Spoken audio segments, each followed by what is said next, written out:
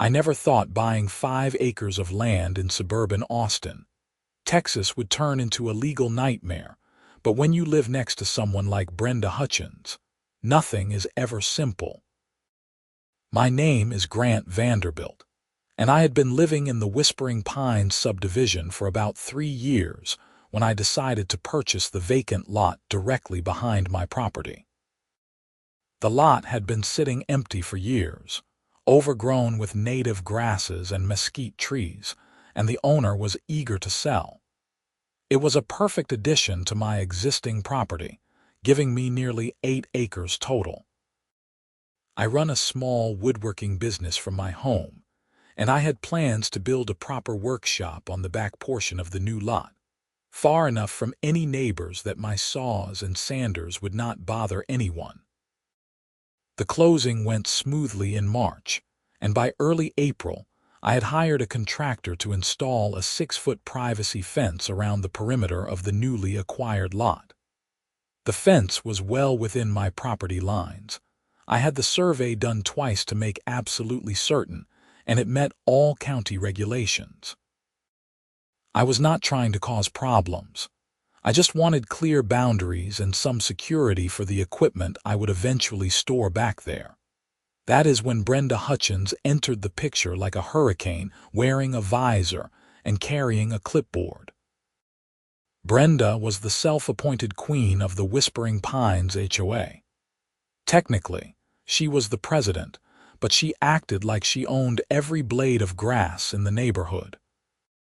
She was a woman in her early 50s with shoulder-length blonde hair that she kept in an aggressively styled bob, and she had a way of looking at you that made it clear she thought you were doing something wrong, even if you were just checking your mailbox.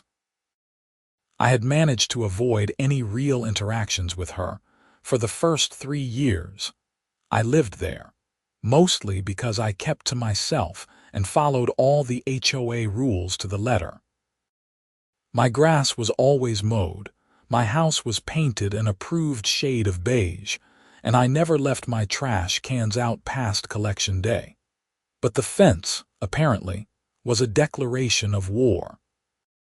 3 days after the installation crew finished, I was in my garage working on a custom dining table for a client when I heard someone knocking aggressively on my front door. I wiped the sawdust off my hands and walked through the house, opening the door to find Brenda standing on my porch with her arms crossed and her face twisted into an expression of righteous indignation. "Grant Vanderbilt, we need to talk about that fence," she said before I could even say hello. "What about it?" I asked, genuinely confused. "You cannot just put up a fence without HOA approval. It is in the bylaws, Section 7, Paragraph 3. All exterior modifications must be submitted to the Architectural Review Committee for approval before construction begins." I had anticipated this conversation, so I was prepared. "Brenda, the fence is not on HOA property. It is on the back lot, which I just purchased. That lot was never part of the Whispering Pines development. It is outside the HOA jurisdiction." Her eyes narrowed. "That is not how it works. If you live in this neighborhood, everything you own falls under HOA rules." "That is not how property law works," I replied, keeping my voice calm. "I checked with my real estate attorney before I bought the land. The back lot was never included in the original HOA covenant. It is completely separate." Brenda's face was turning red now. "We will see about that. I am calling an emergency HOA board meeting and you will be required to attend." "I will be happy to attend," I said, "but the fence stays up." "It is legal. It is on my property and it does not violate any county codes." She turned on her heel and marched back to her car, a white Lexus SUV that she always parked perfectly centered in her driveway.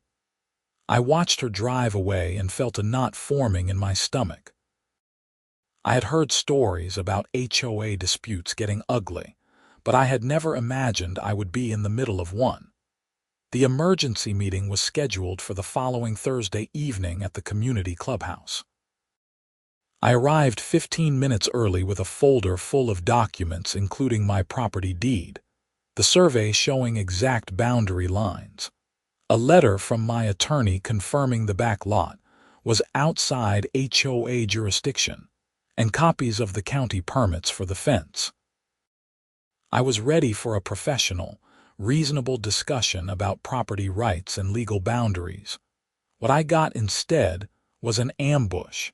The clubhouse was packed with at least 40 residents, far more than usually attended these meetings.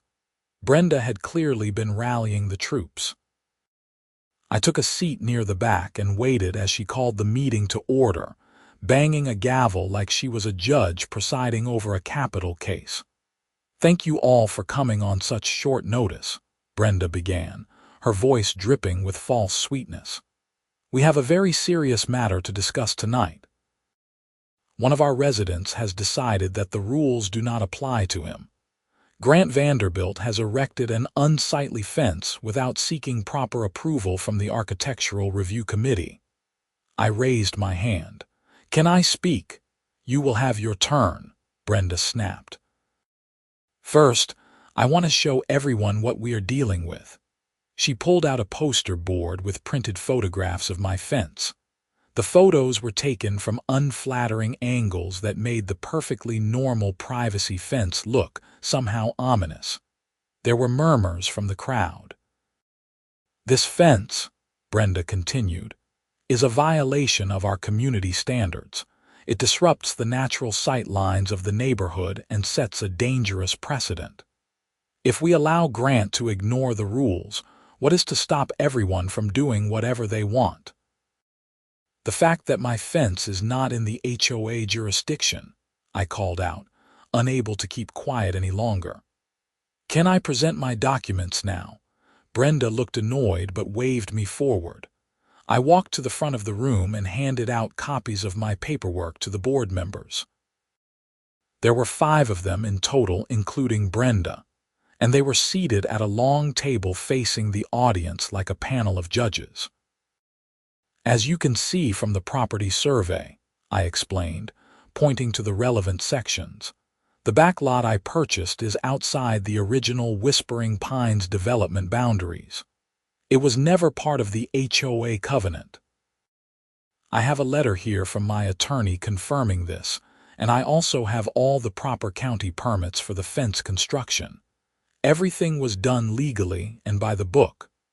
One of the board members, an older man named Harold, studied the documents carefully. "This does seem pretty straightforward. If the lot is outside our boundaries, I do not think we have any authority here." Brenda snatched the papers from his hands. "That is absurd. The intent of the covenant is to maintain standards throughout the neighborhood. We cannot have people buying adjacent properties and turning them into whatever they want without oversight." "But legally," Harold persisted, "if it is not HOA property, we cannot enforce our rules there. That is just how it works." The meeting devolved into chaos after that, with various residents shouting their opinions. Some agreed with Harold that the HOA had no jurisdiction. Others sided with Brenda, arguing that I was somehow undermining the integrity of the neighborhood. I stood at the front of the room, waiting for the noise to die down, and finally Brenda banged her gavel so hard I thought it might break. "Fine," she said, glaring at me. "We will be consulting with the HOA attorney about this matter. Until we get a legal opinion, I am officially ordering you to remove that fence." "I am not removing anything," I said firmly. "The fence is legal and it is staying up. If you want to waste HOA money on an attorney to tell you what I have already explained, that is your choice." I gathered my documents and walked out of the clubhouse, ignoring the stares and whispers that followed me. My hands were shaking as I got into my truck. I had never been good with confrontation, but I was not about to back down when I knew I was in the right. Over the next 2 weeks, things escalated in ways I never could have predicted. Brenda started driving past my house multiple times a day, slowing down to stare at the fence like it was personally offending her. She sent me 3 certified letters demanding the fence be removed, each one more threatening than the last. The final letter claimed that I would be fined $500 per day until the fence came down. I forwarded all the letters to my attorney, Marcus Chen, who I had worked with during the land purchase. Marcus was a sharp guy in his late 30s who specialized in real estate and property law. He called me the day after receiving Brenda's latest threat. "This is ridiculous," Marcus said, his voice tinged with amusement and frustration. "They have absolutely no legal standing here. The HOA covenant clearly defines the boundaries of their jurisdiction, and your backlot is not included. These fines are completely unenforceable. So what do I do?" I asked. "Ignore them," Marcus advised. "Document everything she sends you, but do not engage. If they try to actually collect these fictional fines, we will deal with it then. In the meantime, just go about your business." I tried to follow his advice, but it was hard to ignore Brenda when she seemed determined to make my life miserable. She started sending violation notices for the most absurd things. One week, she claimed my mailbox was 3 inches too far from the curb, which was not even true. The next week, she said my house number was not visible enough from the street, even though it had not changed since I moved in. Every violation came with a fine attached, and the amounts kept growing. But the real problem started in early May, about a month after the fence went up. I was working in my garage one Saturday morning when I heard voices coming from behind my property. That was strange because the only thing back there was the empty lot and the new fence. I walked through my backyard and followed the fence line until I could see the back lot clearly. What I saw made my blood boil. Brenda Hutchins was inside my fenced property, walking around with 2 other women I recognized from the neighborhood. They were taking pictures and measurements, pointing at different areas and having an animated discussion. The gate I had installed was hanging open, and I could see that the lock had been cut. "Excuse me," I called out, walking toward the gate. "What are you doing on my property?" All 3 women turned to look at me. The other 2 had the decency to look embarrassed, but Brenda just lifted her chin defiantly. "We are conducting an HOA inspection," she announced. "You are trespassing," I corrected her. "This is private property and you have no authority to be here. You cut my lock." "The HOA has a right to inspect any property that may be in violation of community standards," Brenda said, as if she was reciting from a legal document. "Not property that is outside HOA jurisdiction," I shot back. "I need all of you to leave right now, or I am calling the police." The 2 other women immediately started walking toward the gate, muttering apologies. But Brenda stood her ground. "You cannot threaten me," she said. "I am acting in my official capacity as HOA president." "You are acting as a trespasser on private property," I said, pulling out my phone. "Last chance to leave before I call the police." She finally moved, but the look she gave me was pure hatred. "This is not over, Grant. Not by a long shot." I watched until all 3 of them were gone, then examined the damaged lock. It had been cut clean through with bolt cutters. I took several photos, including pictures of their footprints in the soft dirt and the angle of the cut lock. Then, I called the non-emergency police line and filed a report. The officer who came out was a young guy named Deputy Martinez. He took my statement, photographed the evidence, and seemed genuinely sympathetic to my situation. "HOA disputes can get pretty heated," he said, shaking his head. "But cutting someone's lock and entering their property is definitely criminal trespass. Do you want to press charges?" I hesitated. Part of me wanted to let it go to avoid escalating things further, but I also knew that Brenda was not going to stop unless someone forced her to. "Yes," I said finally. "I want to press charges." Deputy Martinez nodded and made notes in his report. "We will be in touch." In the meantime, I would recommend installing security cameras if you have not already. Something tells me this lady is not done causing problems. He was right. 2 days later, I received a summons to appear in small claims court. Brenda and the HOA were suing me for $20,000 in fines for unauthorized construction and for refusing to remove the fence. I immediately forwarded the summons to Marcus, who called me that evening. "Okay, this is actually good news," Marcus said. "How is being sued good news?" I asked. "Because now we get to settle this in front of a judge once and for all. The HOA has no case, and when the judge dismisses their claim, they will have to drop all this nonsense. Plus, depending on how it goes, you might be able to countersue for harassment and the cost of the damaged lock." The court date was set for late June, which gave me about 6 weeks to prepare. In the meantime, I took Deputy Martinez's advice and installed a comprehensive security camera system covering both my main property and the back lot. The cameras were motion activated and recorded in high definition with night vision capability. I also replaced the cut lock with a heavy-duty version that would be much harder to breach. The cameras proved to be a wise investment. Over the next few weeks, I caught Brenda on video at least a dozen times. She would park on the street and walk along the fence line, trying the gates and peering through the slats. Twice, she attempted to climb over the fence, but it was too tall and she could not get a good grip. One particularly bizarre incident showed her using a ladder she had brought from home, actually making it to the top of the fence before apparently deciding it was too high to safely drop down on the other side.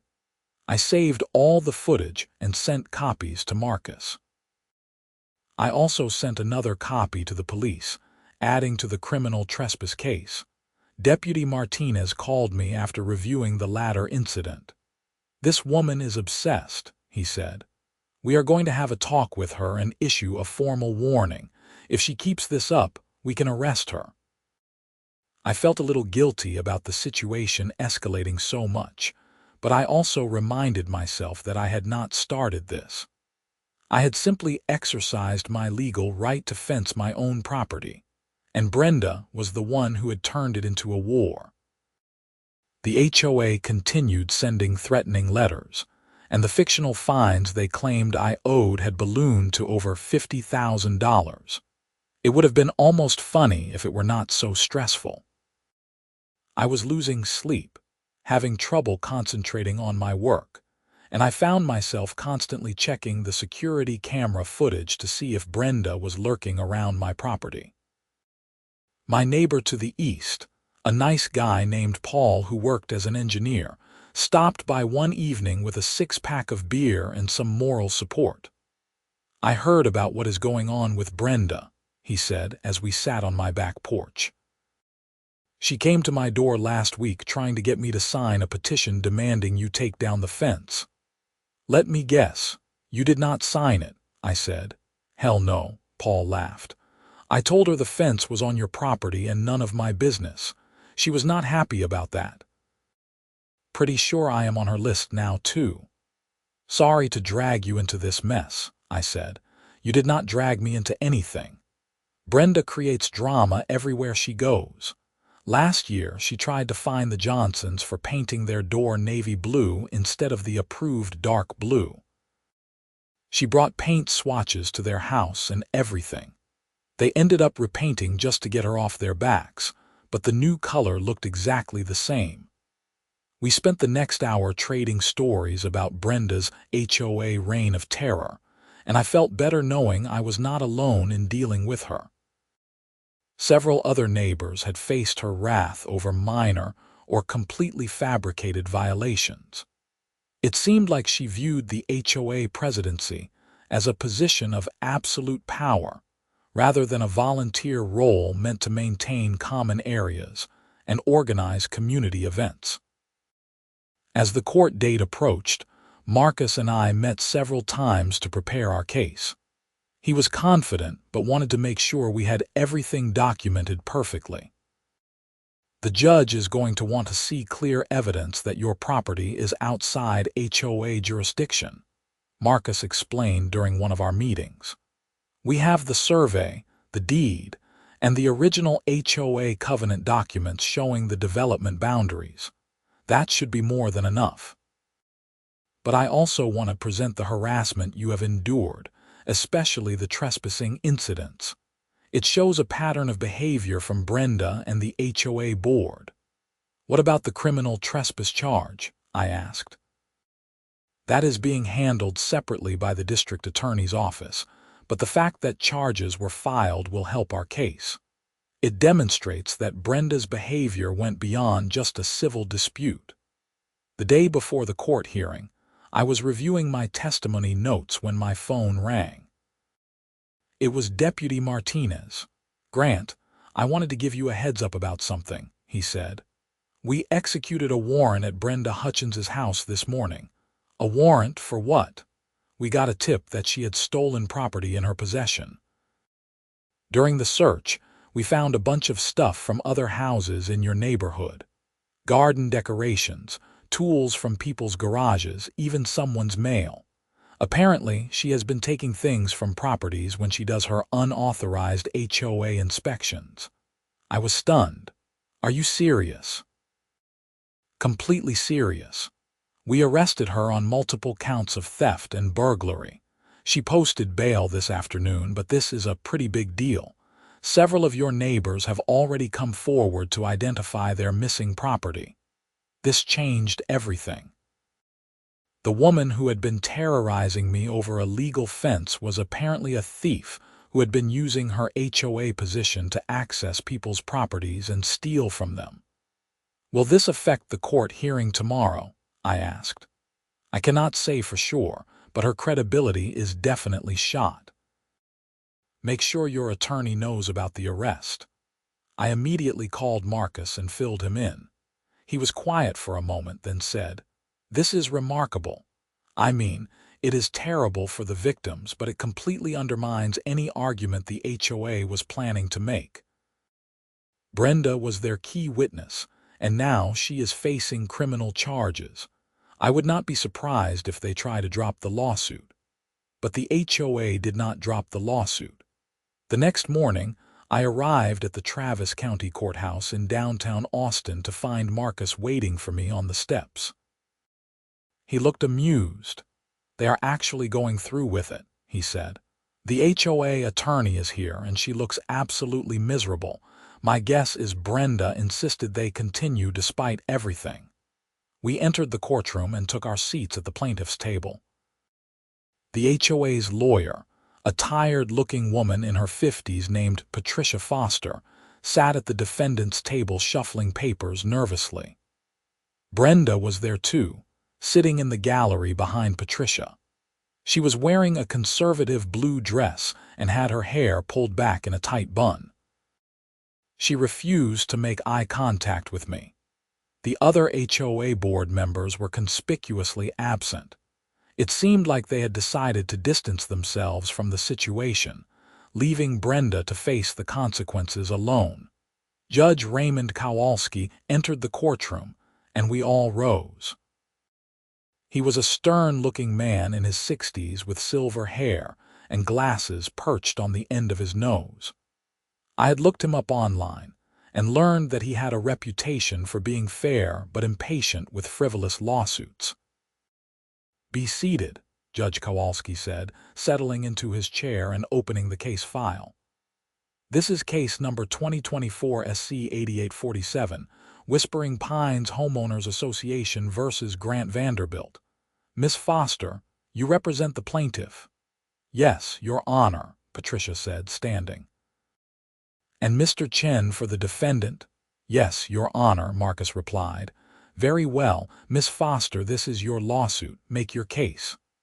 Patricia stood and approached the podium, clearly uncomfortable. "Your Honor, the Whispering Pines HOA has filed this suit because Mr. Vanderbilt constructed a fence without seeking proper approval from the Architectural Review Committee. The fence violates community standards, and the defendant has refused multiple requests to remove it. We are seeking $20,000 in accumulated fines and an order requiring removal of the fence. Judge Kowalski looked up from the file. And where is this fence located, Miss Foster? On a lot adjacent to Mr. Vanderbilt's primary residence, Your Honor. Does the HOA have jurisdiction over this lot? Patricia hesitated. The HOA believes that because Mr. Vanderbilt resides within the community, all his property should fall under HOA rules. That was not my question. Does the lot fall within the boundaries defined by the HOA covenant? Well, technically no, but then how can you enforce HOA rules on property outside your jurisdiction? The judge's tone made it clear he thought the lawsuit was absurd. The HOA argues that the spirit of the covenant should apply to adjacent properties, Patricia said weakly. Judge Kowalski removed his glasses and rubbed his eyes. Miss Foster, property law does not work based on spirit or intent when it comes to legal boundaries. Either the property is within the HOA's jurisdiction or it is not. It sounds like it is not. Your Honor, may I present our evidence? Marcus stood, holding up a folder. Please do, Mr. Chen, and make it quick. Marcus approached the bench and handed copies of documents to both the judge and Patricia. Your Honor, these are the property survey, the deed for the back lot, and the original HOA covenant documents. As you can see, the back lot was never part of the Whispering Pines development. It has a separate legal description and was owned by a different party until my client purchased it in March of this year. The HOA has absolutely no authority to regulate what my client does with that property, provided he complies with county codes, which he has. Judge Kowalski studied the documents carefully. This seems pretty straightforward, Miss Foster. Why are we wasting the court's time with this? Patricia looked back at Brenda, who was glaring at her. Your Honor, the HOA felt strongly that this matter needed to be resolved officially. The only thing being resolved officially is that this lawsuit has no merit, Judge Kowalski said. Is there anything else? Your Honor, if I may, Marcus interjected. There is additional context to this situation that the court should be aware of. The HOA president, Brenda Hutchins, has engaged in a pattern of harassment and intimidation against my client. This includes sending threatening letters, imposing fictional fines, and most seriously, trespassing on my client's property and damaging his lock to gain unauthorized access. I have video evidence of multiple trespassing incidents, Marcus continued, and I would note that Miss Hutchins was arrested yesterday on charges related to theft from other properties in the neighborhood. This lawsuit is not about legitimate HOA concerns. It is about one individual abusing her position to harass my client for exercising his legal property rights. Brenda jumped to her feet. That is a lie. He is the one who has been causing problems. He refuses to follow the rules and he is trying to ruin our community. Miss Hutchins, sit down and be quiet or I will have you removed, Judge Kowalski snapped. He looked at Marcus. Do you have this video evidence with you? Yes, Your Honor. Marcus pulled out a laptop and several USB drives. I have compiled footage from the security cameras my client installed after the initial trespassing incident. The judge watched several clips showing Brenda walking along the fence, trying gates, attempting to climb over, and the particularly damning footage of her using a ladder. He also reviewed the footage from the day she cut the lock and entered the property with two other women. When the video finished, Judge Kowalski turned to Patricia Foster. Miss Foster, I strongly suggest you advise your client to drop this lawsuit immediately. Patricia nodded. Your Honor, Based on what I have seen today, the HOA would like to withdraw the complaint. Too late for that, the judge said. This case is dismissed with prejudice, meaning it cannot be refiled. Furthermore, I am awarding costs and attorney fees to Mr. Vanderbilt. The HOA will reimburse him for all legal expenses related to this frivolous lawsuit. He turned his attention to Brenda, who had gone pale. Miss Hutchins, I am also issuing a restraining order.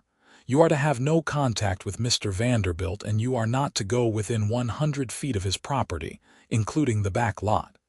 If you violate this order, you will be arrested. Do you understand? This is not fair, Brenda said, her voice shaking. He is the one who started all of this. What is not fair is using your position in the HOA to harass a homeowner who has done nothing wrong, Judge Kowalski said sternly. Based on the evidence presented here and your recent arrest, I would strongly suggest you resign from the HOA board. This court is adjourned. The gavel came down with a sharp crack, and it was over. Marcus and I gathered our materials and walked out of the courtroom. I felt like a weight had been lifted off my shoulders. That went even better than I expected, Marcus said as we stood in the courthouse hallway. The restraining order was a nice touch, and the HOA having to pay your legal fees is the cherry on top. How much are we talking about? I asked. My fees, court costs, everything probably comes to around $8,000. The HOA is going to have to write you a check.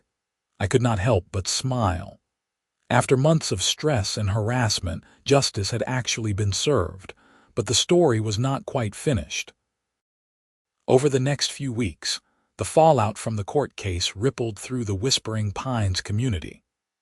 Brenda's arrest for theft had been reported in the local news, and several more neighbors came forward with complaints about missing items and unauthorized property access. It turned out she had been using her HOA master key to enter people's yards and even their homes when they were not there, taking whatever caught her eye. The items recovered from her house during the search warrant included expensive garden statues, power tools, decorative mailboxes, and even a bicycle that had been stolen from someone's garage. The district attorney charged her with 12 counts of burglary and theft. Her lawyer tried to negotiate a plea deal, but the DA's office was not interested in going easy on someone who had abused a position of trust so egregiously. The case went to trial in September, and I was called as a witness to testify about the trespassing incidents on my property. The prosecutor used the security camera footage as evidence, showing the jury how brazen Brenda had been in her repeated attempts to access my land illegally. Other neighbors testified about finding their property damaged or discovering items missing after Brenda had conducted one of her unauthorized HOA inspections. The jury deliberated for less than 3 hours before returning guilty verdicts on all counts. Judge Marion Chen, who presided over the criminal trial, sentenced Brenda to 18 months in county jail followed by 3 years of probation. She was also ordered to pay restitution to all the victims whose property she had stolen. As part of her probation terms, Brenda was required to resign from the HOA board permanently and was prohibited from holding any position of authority in any homeowners association. The judge made it clear that Brenda had betrayed the trust of her community and abused her power in the most serious way possible. The Whispering Pines HOA held an emergency election to choose a new president. Paul, my engineer neighbor, ended up running and winning. He immediately sent out a letter to all residents apologizing for Brenda's behavior and promising a return to reasonable, legal HOA governance. He also sent me a personal note apologizing for everything I had endured and assuring me that the HOA would never again question my right to do, as I wished with the back lot. The HOA's attorney fees and the reimbursement for my legal costs nearly depleted their reserve fund, which led to a special assessment being levied on all homeowners to rebuild the reserves. This did not make people happy, but it served as a cautionary tale about what happens when an HOA allows someone like Brenda to run wild with unchecked power. As for me, I finally got to focus on my original plan for the property. I hired contractors to build a proper workshop on the back lot, complete with high ceilings for ventilation, plenty of electrical outlets for my equipment, and large windows for natural light. The workshop was about 1,500 square feet, giving me more than enough space for my woodworking business and room to expand if I wanted to take on bigger projects. I also landscaped the rest of the back lot, planting native Texas trees and wildflowers that required minimal maintenance. I installed a gravel path that wound through the property, creating a peaceful walking trail that I could use when I needed a break from work. The fence that had caused so much trouble became barely noticeable, blending into the background as just another part of my property boundaries. My woodworking business thrived with the new workshop space. I was able to take on larger custom furniture projects that I could not have done in my garage, and word of mouth brought me a steady stream of clients. The irony was not lost on me that Brenda's obsessive harassment had actually led to me getting a better setup than I had originally planned. If she had just left me alone, I might have built a simpler structure and never gone through with the full landscaping. Several months after Brenda's sentencing, I was working in the workshop one Saturday afternoon when Paul stopped by with his 2 kids. They were curious about the woodworking equipment, and I gave them a tour, explaining how different saws and tools worked. The kids were fascinated by the lathe, watching as I demonstrated how it could turn a rough block of wood into a smooth, round table leg. "This place turned out great," Paul said as his kids explored the workshop. "You would never know it was at the center of a legal battle." "Feels like it happened years ago instead of months," I said. "How are things with the HOA these days?" "Much better," Paul replied. "We actually had a board meeting last week that lasted less than an hour. We approved some landscaping for the common areas, discussed the budget, and everyone went home happy. Turns out when you are not dealing with a power-hungry tyrant, the HOA can actually be pretty boring in a good way." "That is how it should be," I agreed. The kids had found some scrap wood pieces and were using them to build a small tower. I showed them how to fit the pieces together more securely, and they were delighted when their tower stood up without falling over. "You know," Paul said quietly so the kids would not hear, "a lot of people in the neighborhood felt bad about how everything went down. We knew Brenda was difficult, but nobody imagined she was actually stealing from us. I think some folks wish they had spoken up sooner when she was going after you about the fence. It is easy to stay quiet when you are not the target," I said. "I do not hold it against anyone. The important thing is that it got resolved and she cannot hurt anyone else now." Paul nodded. "Still, if you ever need anything, if there is ever any problem with anyone in the neighborhood, you let me know. The HOA owes you one." I appreciated the sentiment, even though I hoped I would never need to cash in on that favor. The whole experience had taught me a lot about standing up for what was right even when it was difficult, about the importance of documentation and following proper legal procedures, and about how one person with too much power and no accountability could cause tremendous damage.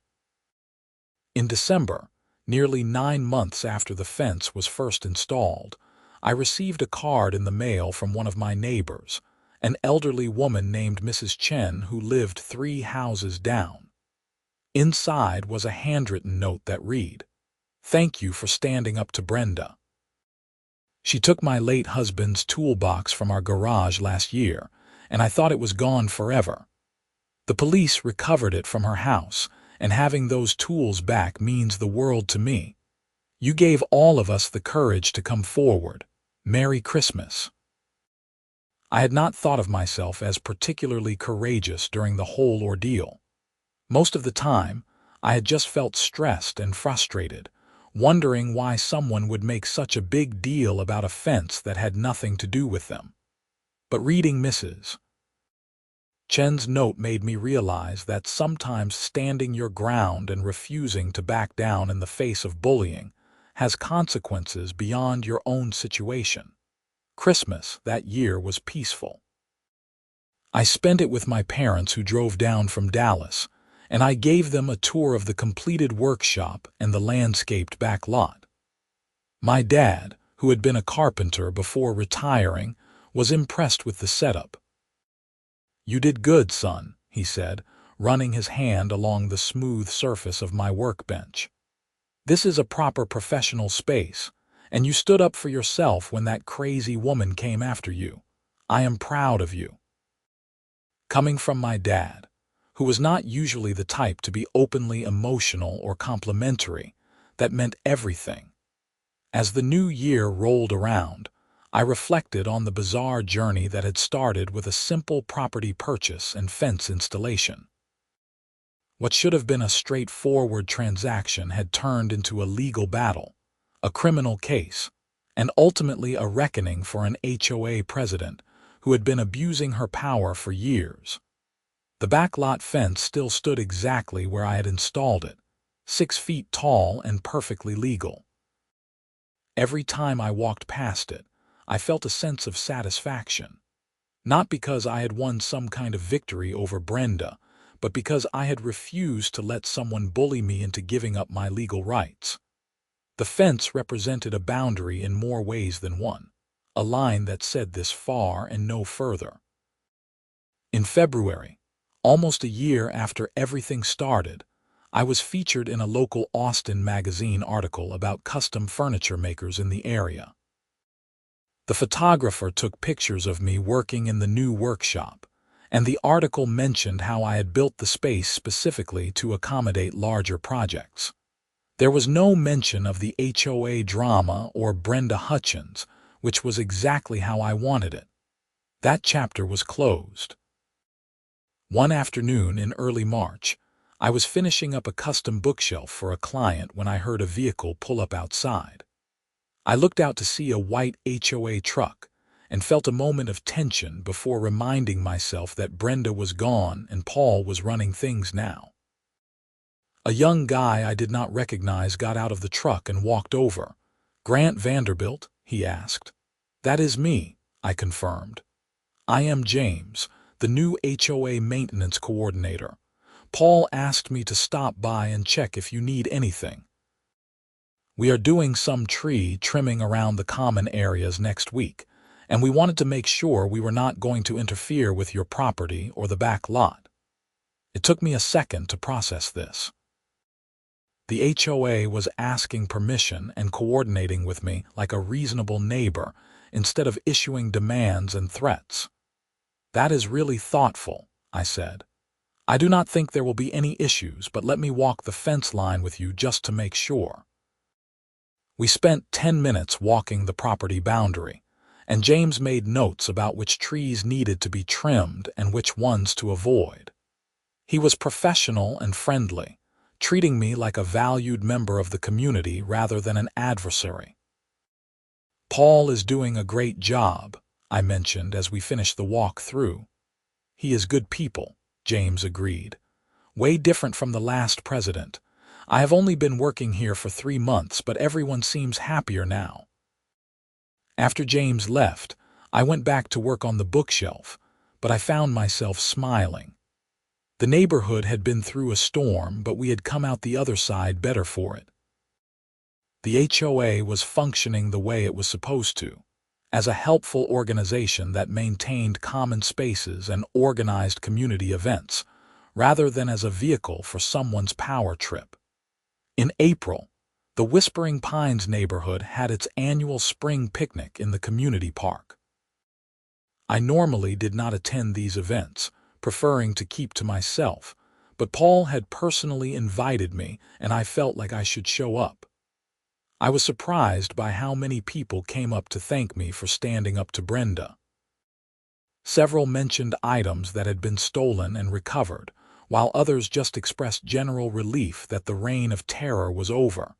Mrs. Chen was there with her son, and she introduced us. He shook my hand firmly. "Mom told me what you did," he said.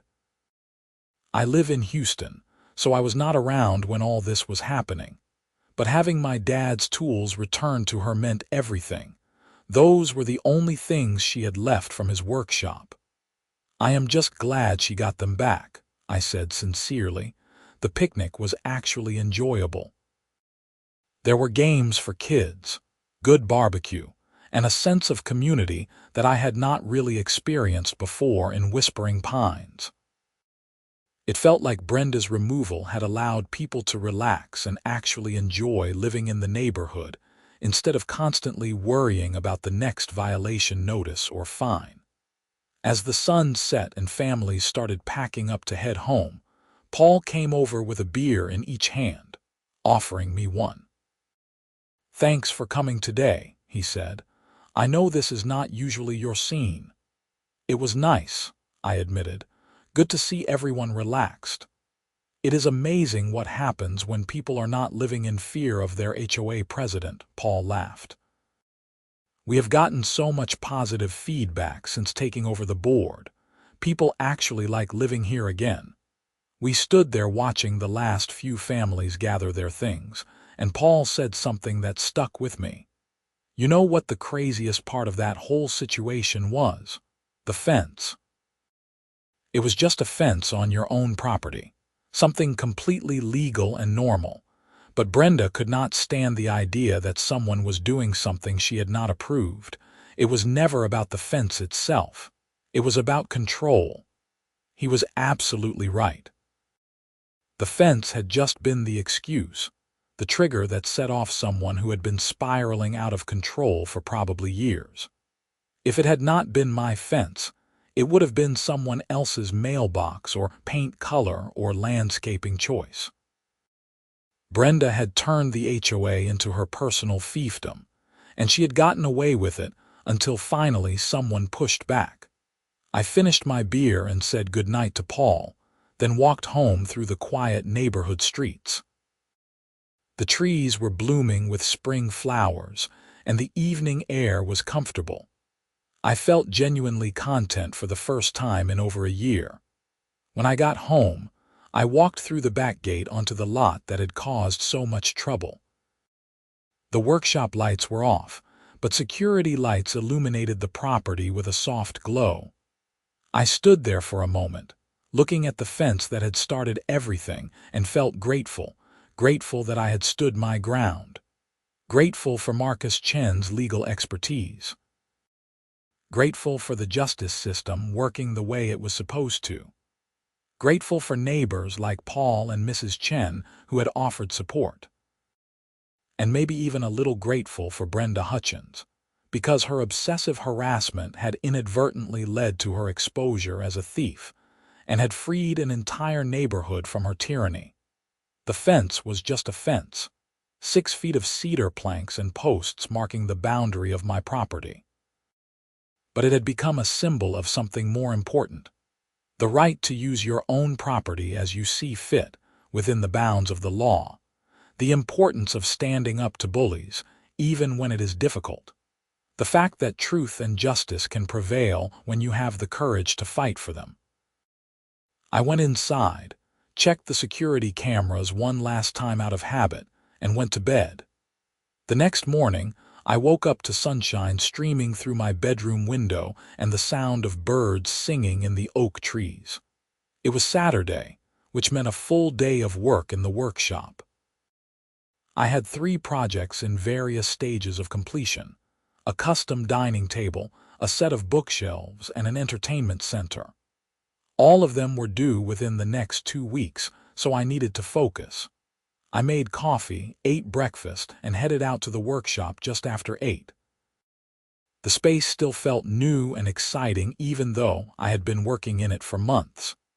Everything was organized exactly how I wanted it, with tools hung on pegboards, lumber sorted by type and size in custom racks I had built, and a finishing area separated from the main workspace to control dust. I spent the morning working on the entertainment center, carefully routing channels for cable management and fitting the pieces together with precision joinery. This was what I loved about woodworking, the way raw materials transformed into something beautiful and functional through patience and skill. It was honest work, creating something tangible that would last for decades if properly cared for. Around noon, I took a break and walked the property, checking on the wildflowers I had planted the previous fall. They were starting to bloom, splashes of red, yellow, and purple among the native grasses. A roadrunner darted across the path in front of me, pausing to give me a quick look before disappearing into the brush. This backlot had become my own private nature preserve, a place where I could decompress and think. I thought about how different my life might have been if I had backed down when Brenda first confronted me about the fence. If I had just said, "Okay, fine, I will take it down to avoid trouble," I would have lost the security and privacy the fence provided. I would have lost the ability to properly develop the property. But more importantly, I would have taught myself that bullies win if you just give up instead of fighting back. Standing up to Brenda had been hard. The confrontations, the threatening letters, the lawsuit, all of it had been stressful and time-consuming. But it had also been necessary. Sometimes doing the right thing is not easy, and sometimes the cost of avoiding conflict is too high. I finished my walk and went back to the workshop, working straight through until evening. By the time I finally called it quits for the day, the entertainment center was nearly complete. Just a few more hours of work and it would be ready for delivery. As spring turned to summer, life settled into a comfortable routine. My business continued to grow, with referrals from satisfied clients keeping me busier than ever.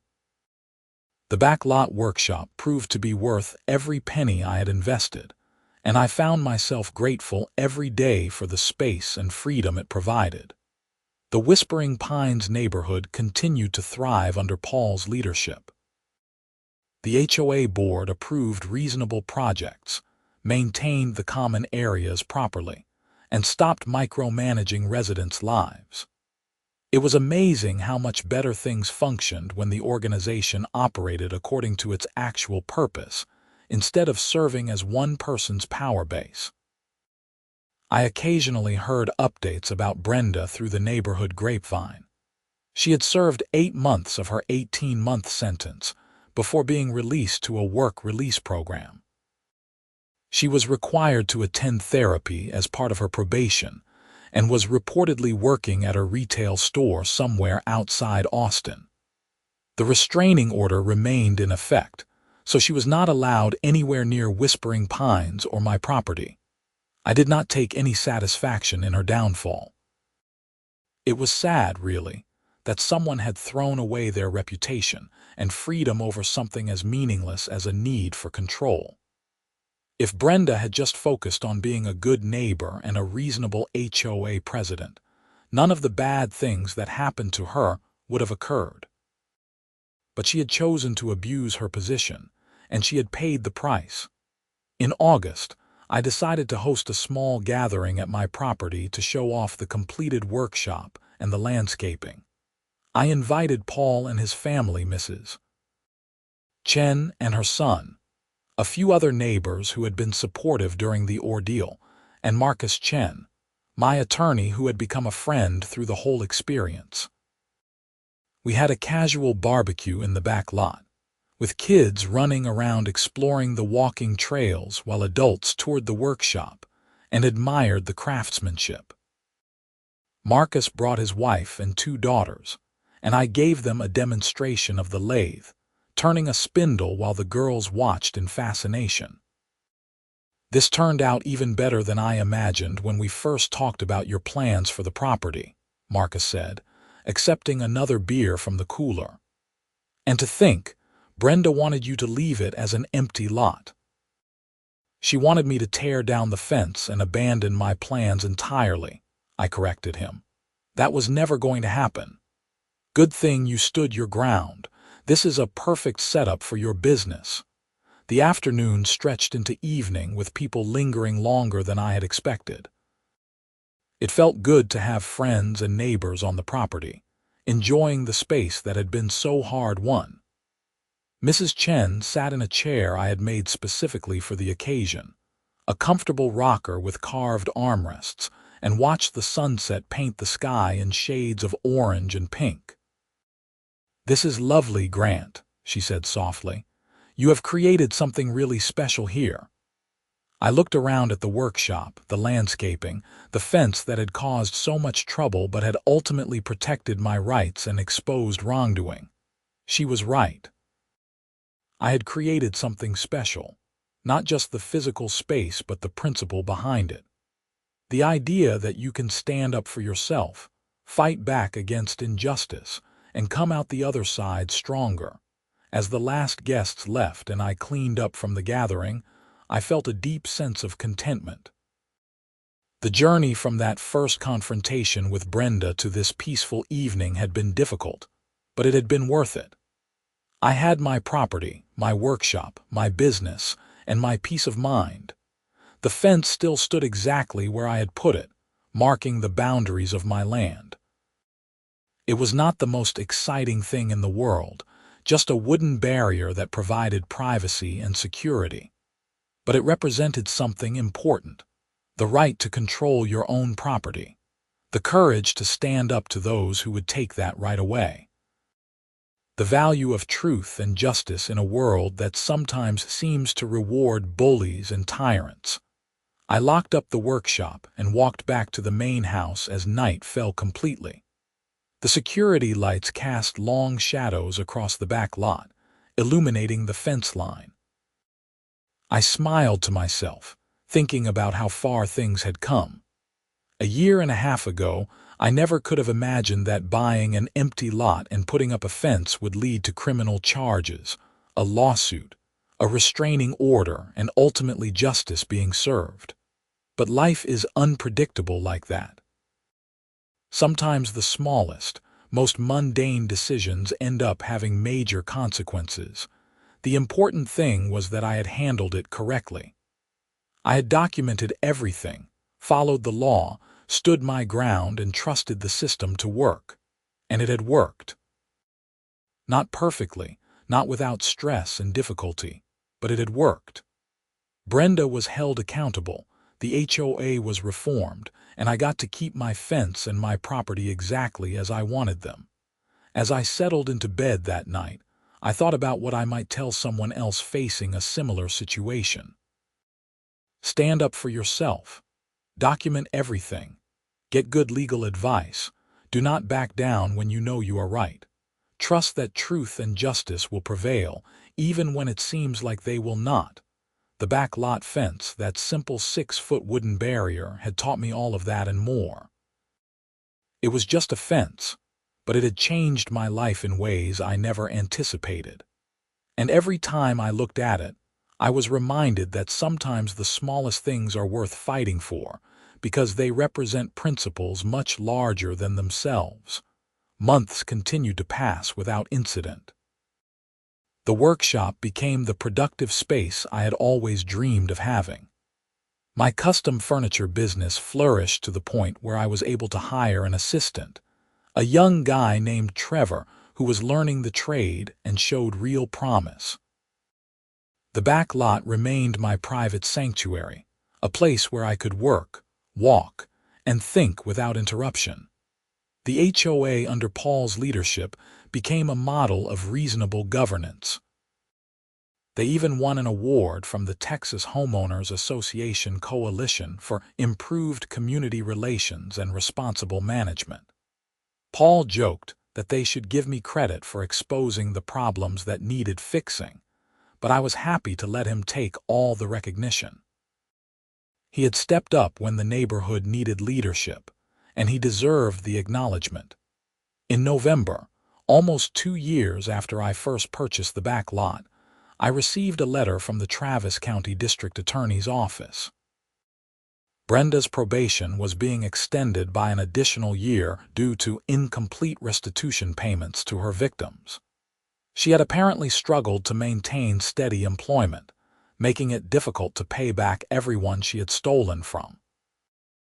The letter asked if I wanted to submit a victim impact statement regarding the damage to my property and the stress of her harassment. I thought about it for a few days before deciding to write a statement.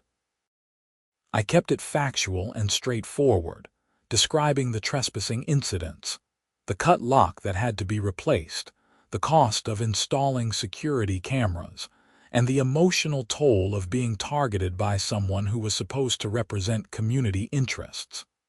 I did not embellish or exaggerate. The facts spoke for themselves. A few weeks later, I received notification that my statement had been considered in the probation hearing. Brenda's probation terms were modified to include mandatory continued therapy and a prohibition on serving in any HOA or community organization for the full 5 years following her release from custody. The judge had apparently been disturbed by the pattern of behavior my statement described, particularly the obsessive attempts to access my property shown in the security camera footage.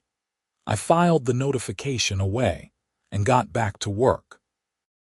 Brenda Hutchins was no longer my problem, and I did not spend much time thinking about her. My life had moved forward in positive ways, and dwelling on the past served no purpose. The second anniversary of purchasing the back lot came and went without fanfare. I marked the occasion privately by walking the property and appreciating everything I had built and accomplished. The fence that had started everything looked weathered now, aged by 2 years of Texas sun and rain, but it stood strong and solid. I had no plans to change or remove it. It would stay exactly where it was for as long as I owned the property. My parents visited again for Christmas, and my mom commented on how much more relaxed I seemed compared to the previous year. "You were so stressed last time we were here," she said. "I was worried about you. But you seem happy now, settled." "I am," I agreed. "Everything worked out the way it was supposed to." "You stood up for yourself," my dad added. "That takes courage. I am proud you did not back down." Their approval meant a lot. My parents had raised me to be honest, to work hard, and to stand up for what was right even when it was difficult. The situation with Brenda and the HOA had tested all of those values, and I had passed the test. As I reflected on the entire experience, I realized that the fence had become more than just a physical boundary. It had become a metaphor for setting limits and enforcing them, for knowing where you end and where others begin, for protecting what is yours without apology. Those were lessons that extended far beyond property law and HOA disputes. They were life lessons that would serve me well in any situation. The story of the back lot fence would occasionally come up in conversations with new clients who visited the workshop. They would ask about the property, and I would tell them the condensed version of what happened. Most people were amazed that an HOA president would go to such lengths over a legal fence. But anyone who had ever dealt with an overzealous HOA understood immediately. They had their own stories of ridiculous violations and power-hungry board members. I always ended those conversations by emphasizing the importance of knowing your rights and being willing to fight for them. Property ownership comes with specific legal protections, and homeowners should not let anyone, including an HOA, bully them into giving up those rights. Documentation is crucial. Legal counsel is essential, and persistence pays off. The fence still stands today, marking the boundary of my property just as it did when it was first installed. It serves its purpose quietly and without drama, providing privacy and security exactly as intended. Neighbors walking their dogs sometimes pause to look at it, perhaps remembering the controversy it once generated, but most just see it as an ordinary fence doing an ordinary job. And that is exactly what it should be. Ordinary. Unremarkable. A simple property boundary that never should have caused any problems in the first place. The fact that it became the center of a legal battle, criminal charges, and a neighborhood upheaval says nothing about the fence itself, and everything about the person who could not accept that it was legal and proper. I am glad I installed the fence. I am glad I stood my ground. I am glad justice was served. And I am grateful that life eventually returned to normal, allowing me to focus on my work, my property, and my peace of mind. The back lot fence taught me lessons I will carry for the rest of my life. And for that, I will always be grateful, even though the journey was difficult. Some battles are worth fighting, even when they seem small or insignificant. Sometimes a fence is just a fence, but sometimes it represents something much more important. And sometimes standing your ground against someone who abuses power is not just about winning, it is about exposing wrongdoing and preventing future victims. That is what happened in Whispering Pines, and I am proud to have played a part in making my community safer and better for everyone who lives there.